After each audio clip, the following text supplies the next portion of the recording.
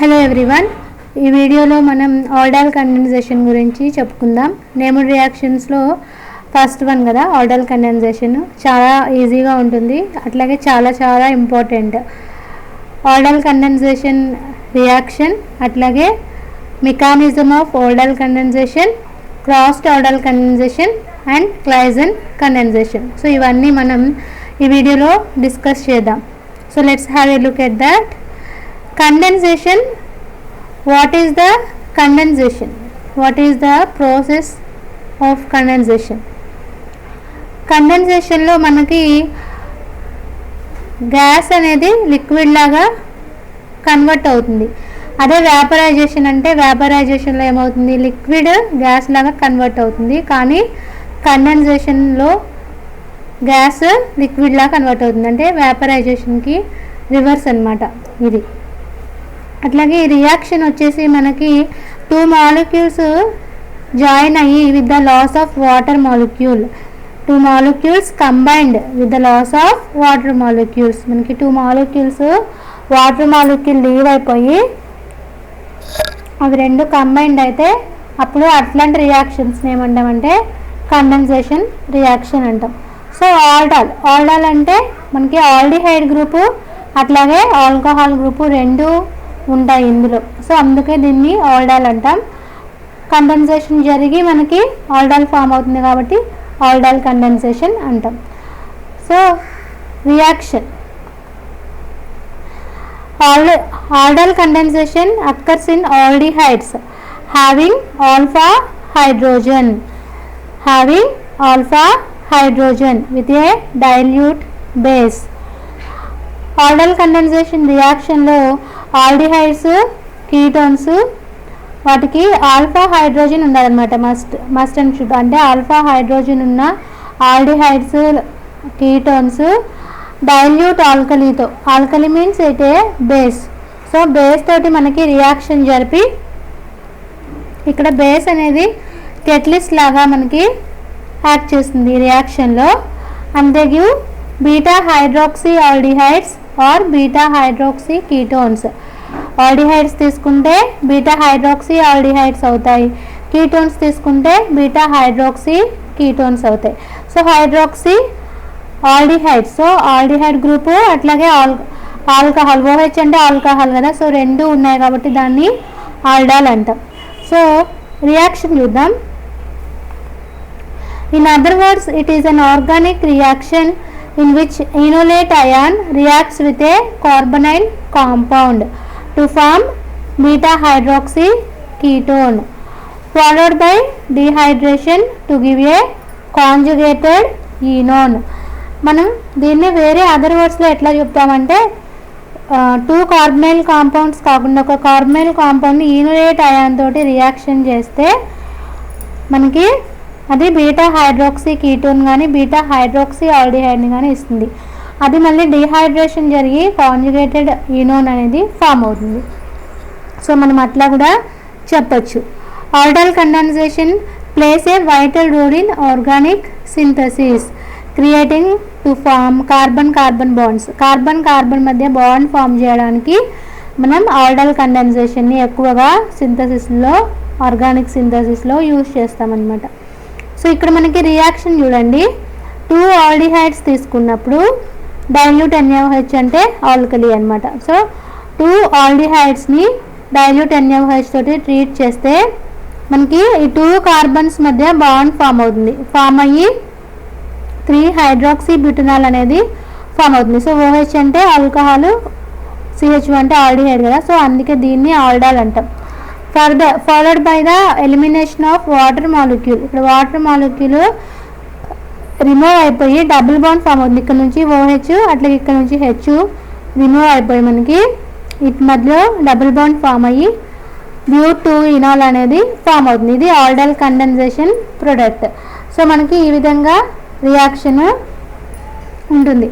Two aldehydes తీసుకున్నప్పుడు dilute NaOH తోటి treat చేస్తే 3 హైడ్రాక్సీ, థర్డ్ పొజిషన్ మీద హైడ్రాక్సీ గ్రూప్ ఉంది కాబట్టి 3 hydroxy butanol or aldol, followed by the elimination of water molecule to give but 2 enol. But 2 enol అంటే ఇక్కడ 4 carbons ఉన్నాయి, అట్లాగే సెకండ్ పొజిషన్ మీద డబుల్ బాండ్ ఉంది, అట్లాగే ఆల్డిహైడ్ గ్రూప్ ఉంది కాబట్టి దీన్ని ఏమంటామంటే బ్యూట్ 2 ఇనాల్ అంటాం. ఇది వచ్చేసి ఆల్డల్ కండెన్సేషన్ ప్రోడక్ట్. సో మనకి ఆల్డిహైడ్స్ కానీ లేదా కీటోన్స్ కానీ ఆల్ఫా హైడ్రోజన్ ఉన్న వాటిని డైల్యూట్ NaOHతో ట్రీట్ చేస్తే మనకి 3 హైడ్రాక్సీ బ్యూటనాల్ ఫామ్ అవుతుంది. సో దీన్నే ఆల్డాల్ అంటాం. అట్లాగే the elimination of water molecule to give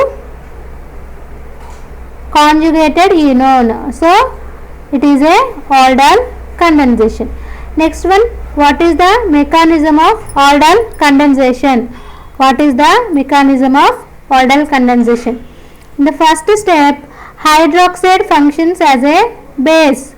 Hydroxide functions as a base and therefore moves the acidic alpha hydrogen, moves the acidic alpha hydrogen, producing enolate ion. This one is a enolate ion with the elimination of water molecule. మనకి ఇక్కడ hydroxyl group అనేది ఆల్డిహైడ్లో ఉన్న alpha position మీద ఉన్న హైడ్రోజన్ని remove చేసేసి లేదా డీప్రోటాన్ చేయడం అని కూడా అంటారు. సో డీప్రోటాన్ చేసి ఆల్డిహైడ్ నుంచి వాటర్ మాలిక్యూల్ అట్లాగే ఇన్లెట్ అయాన్ ఫామ్ అవుద్ది ఫస్ట్ స్టెప్లో. సెకండ్ స్టెప్లో ఆ ఇన్లెట్ అయాన్, ఇది ఇన్లెట్ అయాన్, మనం ఇంకా 2 ఆల్డిహైడ్స్ తీసుకున్నాం కదా ఫస్ట్. సో ఆ సెకండ్ ఆల్డిహైడ్ తోటి రియాక్షన్ జరిపి మనకి ఆల్కాక్సైడ్ అయాన్ ఫామ్ అవుతుంది. ఇది ఆల్కాక్సైడ్ ఇంటర్మీడియట్ అనమాట. ఇక్కడ మనకి ఏం జరుగుతుందంటే the aldehyde is attacked at the electrophilic carbonyl carbon by the nucleophilic enolate. ఈ nucleophilic enolate వచ్చేసి ఈ ఎలక్ట్రోఫిలిక్ కార్బన్ మీద మనకి బాండ్ ఫామ్ చేసి ఈ నెగిటివ్ ఛార్జ్ అనేది ఆక్సిజన్కి షిఫ్ట్ అవుతుంది. సో ఇక్కడ మనకి ఆల్కాక్సైడ్ ఇంటర్మీడియట్ అనేది ఫామ్ అవుతుంది. సో ఇక్కడ కార్బన్కి మధ్య బాండ్ ఫామ్ అవుతుంది. సో నెక్స్ట్ స్టెప్లో ఈ ఆల్కాక్సైడ్ అయాన్ అనేది వాటర్ మాలిక్యూల్ నుండి హైడ్రోజన్ని తీసుకుంటుంది. సో తీసుకుని ప్రోటోనేషన్ జరిగి మనకి ఏం జరుగుతుందంటే ఆల్డాల్ ఫార్మేషన్ జరుగుతుంది. Alkoxide ion take proton from water and give aldol. This one is aldol. This is the product. So మళ్ళీ మనకి ఈ ఆల్డాల్ అనేది వచ్చేసి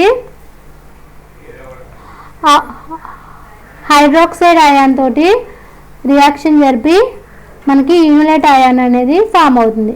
సో ఇట్లా అంటే ఈ హైడ్రోజన్ అనేది రిమూవ్ అయిపోయి మనకి ఇక్కడ వాటర్ మాలిక్యూల్ని ఫామ్ చేస్తుంది. అట్లాగే ఇది వచ్చేసి ఇన్లెట్ అయాన్ ఫామ్ అవుతుంది.